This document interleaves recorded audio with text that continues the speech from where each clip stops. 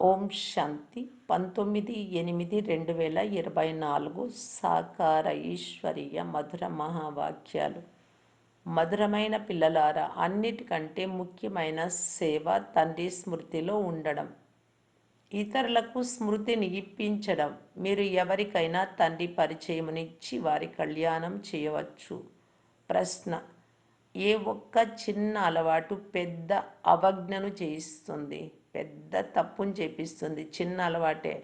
దాని నుండి తప్పించుకొని యుక్తి ఏది? జవాబు: ఎవరిలోనైనా ఏదైనా దాచుకునే లేక దొంగతనం చేసే అలవాటు ఉంటే దాని ద్వారా చాలా పెద్ద అవజ్ఞ అంటే ఆజ్ఞను ధిక్కరించడం జరుగుతుంది. ఒక పైసా దొంగతనం చేసినా, 1,00,000 దొంగతనం చేసినా దొంగగానే అవుతాడు అంటారు. లోభవశమై ఆకలైనప్పుడు దాచిపెట్టుకొని అడగకుండా తినేయడము, దొంగతనం చేయడం, ఇవి చాలా చెడ్డ అలవాట్లు. ఈ అలవాట్లు చిన్నవి అనుకుంటారు, కానీ ఈ అలవాట్ల నుండి తప్పించుకోవాలి. ఇది కూడా మహాపాపం కింద లెక్కింపబడుతుంది. బ్రహ్మబాబా సమానము ట్రస్టీలుగా అవ్వండి. ఇటువంటి అలవాటు ఏది ఉన్నా తండ్రికి ఉన్నది ఉన్నట్లుగా సత్యం వినిపించి తర్వాత చేయకండి. ఓం శాంతి. ఆత్మిక తండ్రి కూర్చొని ఆత్మిక పిల్లలకు అర్థం చేయిస్తూ ఉన్నారు. మేము అనంతమైన తండ్రి ఎదుట కూర్చొని ఉన్నామని పిల్లలకు తెలుసు. మనం ఈశ్వరీయ పరివారానికి చెందిన వారమని తెలుసు. ఈశ్వరుడు నిరాకారుడు. మీరు ఆత్మ అభిమానులై కూర్చొని ఉన్నారు. ఇందులో సైన్స్ ఆడంబరం కానీ హఠయోగము మొదలైనవి చేయడం కానీ అవసరం లేదు. ఇది బుద్ధితో చేసే పని. శరీరంతో ఏమాత్రం పని లేదు. హఠయోగంలో శరీరంతో పని ఉంటుంది.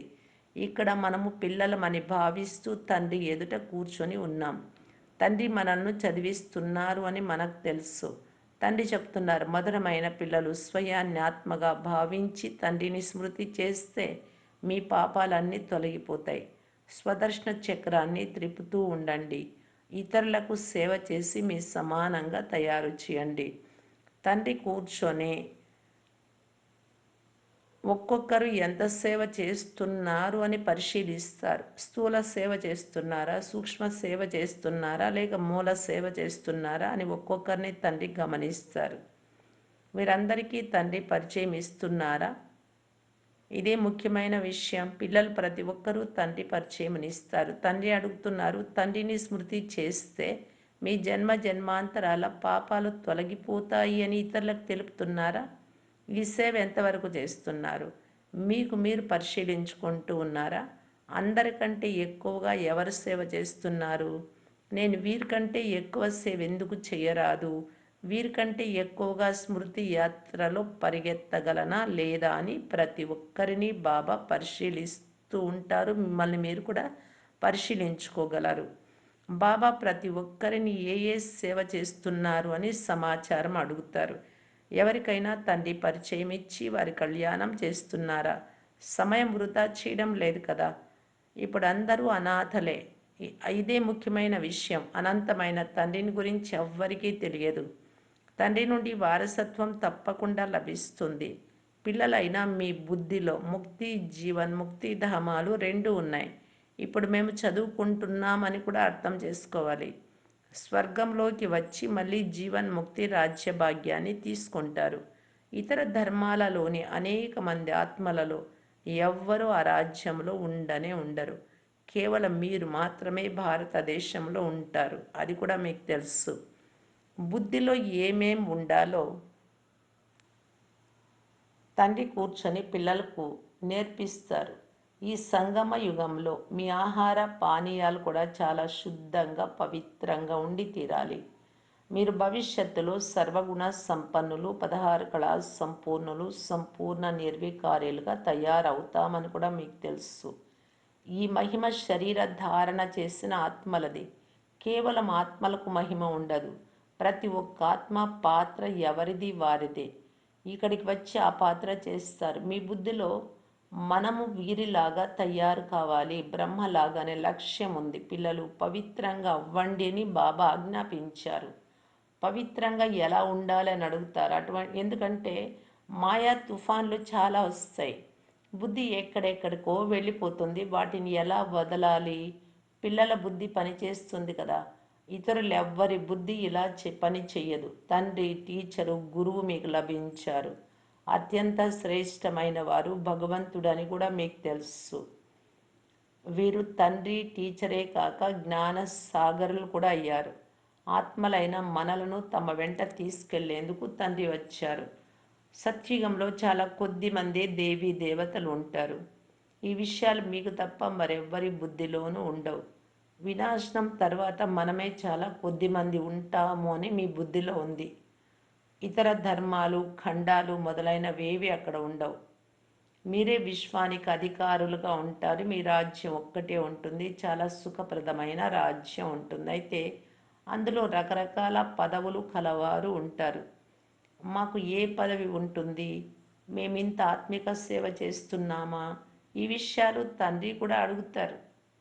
చేస్తూ ఉన్నారా అని మీరు అనుకోగలరు, తండ్రి కూడా అడుగుతారు. అంతేకాని బాబా అంతర్యామి ఏమీ కాదు, మీ లోపల ఉండి తెలుసుకోవడం కాదు ఇది. పిల్లలైన మీరు ప్రతి ఒక్కరూ స్వయం మేమేం చేస్తున్నాము అని అర్థం చేసుకోగలరు. మొదటి నంబర్ సేవ శ్రీమతమును అనుసరించి బ్రహ్మ చేస్తూ ఉన్నారు. ఇదందరికీ తెలుసు. తండ్రి పదే పదే అర్థం చేయిస్తూ ఉన్నారు. మధురాతి మధురమైన పిల్లలు స్వయాన్ని ఆత్మలని భావించండి. దేహ అభిమానాన్ని వదలండి. ఆత్మని ఎంత సమయం భావిస్తున్నారు? మనమంతా ఆత్మలము అని పక్కా చేసుకోవాలి.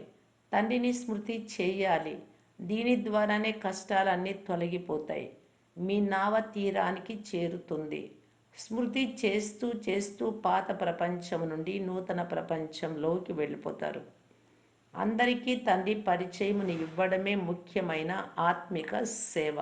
ఇదన్నిటికంటే సులభమైన విషయం. స్థూల సేవ చేయడంలో, భోజనం తయారు చేయడంలో, భోజనం తినడంలో శ్రమ ఉంటుంది. కానీ ఇందులో శ్రమించే విషయం ఏదీ లేదు. కేవలం స్వయాన్ని ఆత్మగా భావించండి. ఆత్మ అవినాశి, శరీరం వినాశి. పాత్ర చేసేదంతా ఆత్మయే. ఈ శిక్షణ తండ్రి వినాశన సమయంలో ఒక్కసారి మాత్రమే స్వయంగా వచ్చి ఇస్తారు. నూతన ప్రపంచం దేవీ దేవతలది. అందులోకి తప్పకుండా వెళ్ళాలి. మిగిలిన వారంతా శాంతిధామానికి వెళ్తారు. ఈ పాత ప్రపంచం ఇక ఉండనే ఉండదు. మీరు నూతన ప్రపంచంలో ఉన్నప్పుడు పాత ప్రపంచం గుర్తు ఉంటుందా? ఏమాత్రం ఉండదు. మీరు స్వర్గంలో రాజ్యం చేస్తూ ఉంటారు. ఇది బుద్ధిలో ఉండడం ద్వారా సంతోషం కలుగుతుంది. స్వర్గానికి అనేక పేర్లు ఉన్నాయి. నరకానికి కూడా అనేక పేర్లు ఉంచారు. పాపాత్ముల ప్రపంచం, హెల్, దుఃఖధామము ఇలా అంటారు. బేహద్దు తండ్రి ఒక్కరే అని పిల్లలైనా మీకు ఇప్పుడు తెలుసు. మీరు వారికి అపురూపమైన పిల్లలు.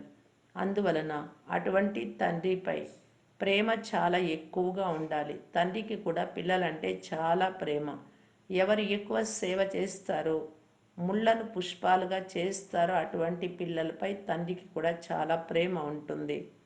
మానవుల నుండి దేవతలుగా తయారు చెయ్యాలి కదా! మీరు అవ్వాలి, చెయ్యాలి. తండ్రి స్వయంగా దేవీ దేవతలుగా అవ్వరు. మిమ్మల్ని తయారు చేయడానికి వచ్చారు. అందువలన ఆంతరికంలో చాలా సంతోషం ఉండాలి. స్వర్గంలో మనం ఏ పదవి పొందుతాము? మనం ఏ సేవ చేస్తున్నాము? ఇంట్లో పనిచేయు నౌకర్లకు, చాకర్లకు కూడా తండ్రి పరిచయమునివ్వాలి. ఎవరు స్వయంగా సంబంధంలోకి వస్తారో వారికి శిక్షణని ఇవ్వాలి. అబలలు, నిరుపేదలు, కోయ వనితలు మొదలైన వారికి సేవ చేయాలి. పేదవారు చాలామంది ఉన్నారు. వారు సంస్కరింపబడతారు. ఏ పాపాలు మొదలైనవి చెయ్యరు. లేకుంటే పాపకర్మలు చేస్తూ ఉంటారు. అసత్యం చెప్పడం, దొంగతనం కూడా ఎంత పెరిగిపోయిందో చూడండి. నౌకర్లు కూడా దొంగతనం చేస్తారు. ఇంట్లో పిల్లలు ఉంటారు, మరి తాళం ఎందుకు వేయాలి? కానీ ఈ రోజుల్లో పిల్లలు కూడా దొంగలుగా అవుతారు. ఏదో ఒకటి దాచిపెట్టుకొని తీసుకొని వెళ్తారు. ఎవరికైనా ఆకలైంది అనుకోండి, లోభం కారణంగా తినేస్తారు.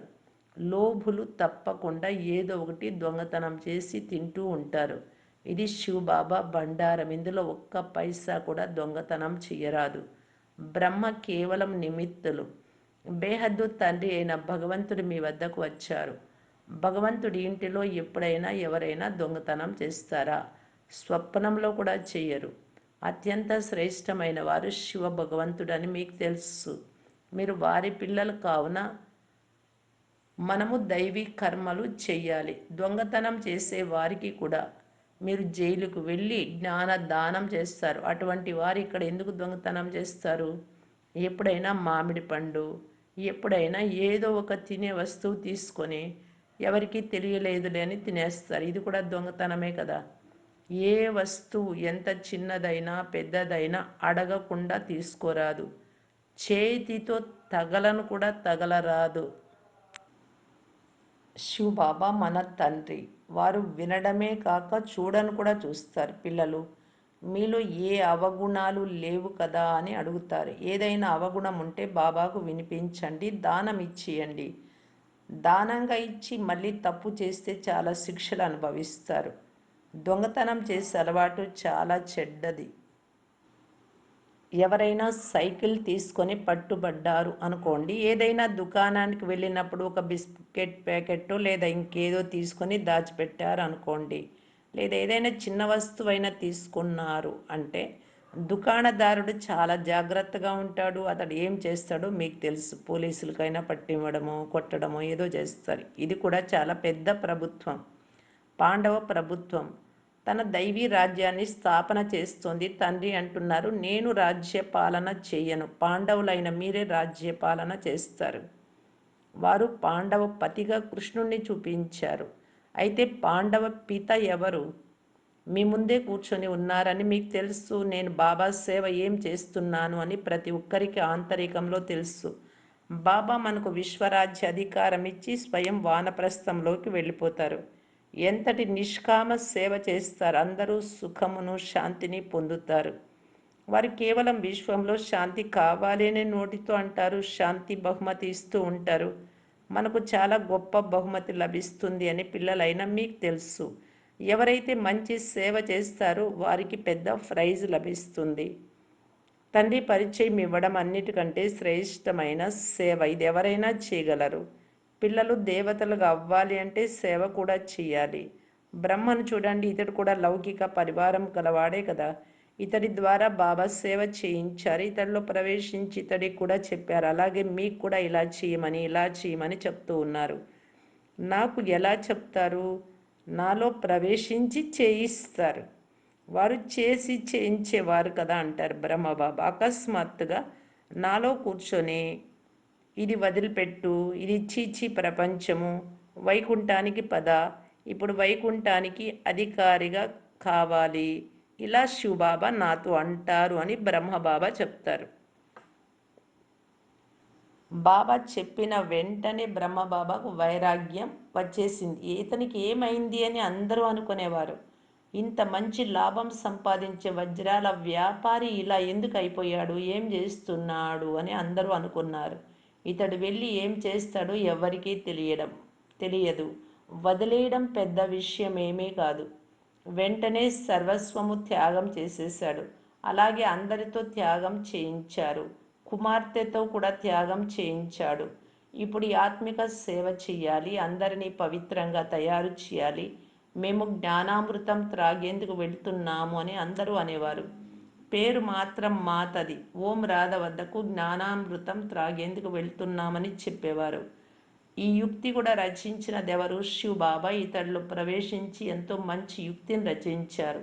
ఎవరు వచ్చినా వారు జ్ఞానామృతమును త్రాగుతారు. అమృతాన్ని వదిలి విషాన్ని ఎందుకు తినాలి అన్న గాయనం కూడా ఉంది. విషాన్ని వదిలి జ్ఞానామృతం త్రాగి పవిత్ర దేవతలుగా అవ్వాలి అని ప్రారంభంలో ఇలా చెప్పేవారు. ఎవరైనా వస్తే పవిత్రంగా అవ్వండి అని చెప్పేవారు. అమృతం త్రాగాలి అంటే జ్ఞానామృతం, కామ విషయాన్ని వదిలేయాలి. పవిత్ర వైకుంఠానికి అధికారిగా అవ్వాలి అంటే ఒక్కరినే స్మృతి చెయ్యాలి. ఇలా అన్నప్పుడు తప్పకుండా గొడవలు కూడా జరుగుతాయి కదా. ప్రారంభంలోని గొడవలు ఇప్పటి వరకు జరుగుతూనే వచ్చాయి. అబలలపై ఎన్నో అత్యాచారాలు జరుగుతూ ఉంటాయి. మీరు ఎంత పక్కాగా అవుతూ ఉంటారో అంత పవిత్రత చాలా మంచిదని అర్థం చేసుకుంటారు. అందుకే బాబా మీరు వచ్చి పావనంగా తయారు చేయండి అని పిలుస్తూ ఉంటారు. ఇంతకుముందు మీ స్వభావం కూడా ఎలా ఉండేది, ఇప్పుడు ఎలా అవుతున్నారు, ఇంతకుముందు దేవతల ముందుకు వెళ్ళి చేతులు జోడించి మేము పాపులము అనేవారు. ఇప్పుడు అలా అనరు. ఎందుకంటే ఇప్పుడు మీరు దేవతలుగా తయారవుతున్నారు. అది మీకు తెలుసు. నేను ఎంతవరకు సేవ చేస్తున్నాను అని పిల్లలు స్వయాన్ని ప్రశ్నించుకోవాలి. ఉదాహరణకు భండారి అంటే వంట చేయువారు. మీ కొరకు ఎంత సేవ చేస్తున్నారు, ఎంత పుణ్యం సంపాదించుకుంటున్నారు, అనేక మందికి సేవ జరుగుతోంది. అందువలన వారికి అందరి ఆశీర్వాదాలు వచ్చేస్తాయి. ఎంతోమంది ఈ భండారి ఈమెను గురించి బులిదాదిని చాలా గొప్పగా వ్రాస్తారు. భండారీ సేవ చాలా అద్భుతం, ఎన్ని ఏర్పాట్లు చేస్తుంది. ఇది స్థూల సేవ, సూక్ష్మ సేవ కూడా చేయాలి. బాబాయి పంచభూతాలు చాలా తీవ్రమైనవని, స్మృతిలో ఉండనివ్వడం లేదు అని పిల్లలు అంటారు. పిల్లలు శివబాబాను స్మృతి చేసి భోజనం తయారు చేయండి అని బాబా అంటారు. ఒక శివబాబా తప్ప ఇంకెవ్వరూ లేనే లేరు, వారే సహాయము చేస్తారు. నేను నీ శరణు జొచ్చాను అని గాయనం కూడా ఉంది కదా. సత్యుగంలో ఇలా అన్నారు, ఇప్పుడు మీరు శరణ్లోకి వచ్చేసారు. ఎవరికైనా భూతాలు పట్టుకుంటే అవి చాలా పీడిస్తాయి. అశుద్ధాత్మ ప్రవేశిస్తుంది. మిమ్మల్ని ఎన్ని భూతాలు పట్టుకొని ఉన్నాయి? కామం, క్రోధం, లోభం, మోహం, అహంకారం, ఈ భూతాలు మిమ్మల్ని చాలా పీడిస్తున్నాయి. అశుద్ధాత్మ అయితే కొంతమందిని విసిగించి బాధ పెడుతుంది. కానీ ఈ పంచభూతాలు 2500 సంవత్సరాల నుండి పీడిస్తున్నాయని మీకు తెలుసు. మీరెంత బాధపడ్డారు. ఈ పంచభూతాలు మిమ్మలను నిరుపేదలుగా చేసేసాయి. దేహాభిమానము నంబర్ 1 భూతం. కామం కూడా చాలా పెద్ద భూతం. అవి మిమ్మల్ని ఎంత సతాయించాయో అది కూడా తండ్రియే తెలిపించారు. కల్ప కల్పము మిమ్ములను ఈ భూతాలు పీడిస్తాయి. యథా రాజా రాణి తథా ప్రజ, అందరికీ భూతాలు పట్టే ఉన్నాయి. అందువలన దీనిని భూతాల ప్రపంచమని అంటారు. రావణ రాజ్యం అనగా రాక్షసుల రాజ్యం. సత్య త్రేతాయుగాలలో భూతాలు ఉండవు. ఒక్క భూతమైన ఎంత బాధిస్తుంది. వీటిని గురించి ఎవ్వరికీ తెలియదు. ఇది 5 వికారాల రూపీ రావణ భూతం. తండ్రి వచ్చి వాటి నుండి విడిపిస్తారు. మీలో కూడా కొంతమంది చాలా తెలివైన వారు ఉన్నారు. వారి బుద్ధిలో వెంటనే ఈ విషయాలు కూర్చుంటాయి. ఈ జన్మలో అటువంటి పని ఏదీ చెయ్యరాదు. దొంగతనం చేస్తే, దేహ అభిమానంలోకి వస్తే ఫలితం ఏమవుతుంది? పదవి భ్రష్టం అవుతుంది. చెప్పకుండా ఏదో ఒకటి తీసుకొని తింటూ ఉంటారు, తీసుకొని వెళ్తూ ఉంటారు. పైసా దొంగ లక్ష దొంగ అవుతాడు అని అంటారు కదా. యజ్ఞంలో ఇటువంటి పనులు ఎప్పుడూ చేయరాదు. అలవాటు పడితే అది సులభంగా వదిలిపోదు. ఎంతో తల కొట్టుకుంటూ ఉంటారు. ఈ అలవాటు వెళ్ళిపోవాలి వెళ్ళిపోవాలి కానీ వెళ్ళిపోదు. అచ్చా, మధురాతి మధురమైన అపురూపమైన పిల్లలకు మాతాపిత బాప్ దాదాల ప్రియ స్మృతులు మరియు గుడ్ మార్నింగ్. ఆత్మిక పిల్లలకు ఆత్మిక తండ్రి నమస్తే. ధారణ కొరకు ముఖ్య సారం. ఫస్ట్ పాయింట్, స్థూల సేవతో పాటు సూక్ష్మ సేవ. మూల సేవ అంటే ముక్తినిచ్చే సేవ కూడా చేయాలి. అందరికీ తండ్రి పరిచయం ఇవ్వాలి. ఆత్మల కళ్యాణం చేయాలి. స్మృతి యాత్రలో ఉండాలి. ఇదే సత్యమైన సేవ. ఈ సేవలో తలమునకలై ఉండాలి. మీ సమయాన్ని వృధా చేయరాదు. సెకండ్ పాయింట్, తెలివి కలవారై ఈ 5 వికారాలు అనే భూతాలపై విజయం ప్రాప్తి చేసుకోవాలి. దొంగతనము లేక అసత్యం చెప్పే అలవాటు తొలగించి వేయాలి. దానంగా ఇచ్చిన వస్తువుని ఎప్పుడు తిరిగి తీసుకోరాదు. వరదానము, శారీరక వ్యాధుల యొక్క చింతన నుండి ముక్తి అయి జ్ఞాన చింతన లేక స్వచింతన చేసే శుభచింతక్ భవ. ఒకటేమో శారీరక వ్యాధులు రావటము, మరొకటి వ్యాధిలో కదిలిపోవడం. వ్యాధులు రావడం అయితే డ్రామాలో నిర్ణయం అది. కానీ శ్రేష్టమైన స్థితి కదిలిపోవడం అనేది బంధన యుక్తులుగా అయినందుకు గుర్తు. ఎవరైతే శారీరక వ్యాధి యొక్క చింతన నుండి ముక్తులుగా ఉండి స్వచింతన జ్ఞాన చింతన చేస్తారో వారి శుభచింతకులు. శరీరం గురించి ఎక్కువగా చింతన చేస్తే అది చింత రూపంగా అయిపోతుంది.